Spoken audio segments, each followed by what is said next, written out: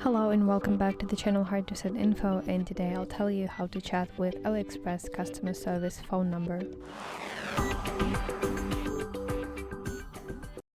Unfortunately, AliExpress doesn't have a public customer service phone number, so you cannot just simply phone them. Instead, you need to use their in-app chat. So open AliExpress application on your device and then go to account section at the bottom side of the screen, and here you should find help center, button that looks like headphones icon, and here at the bottom you should see red button online service, and in the very end write your question in this field, send it and wait for response.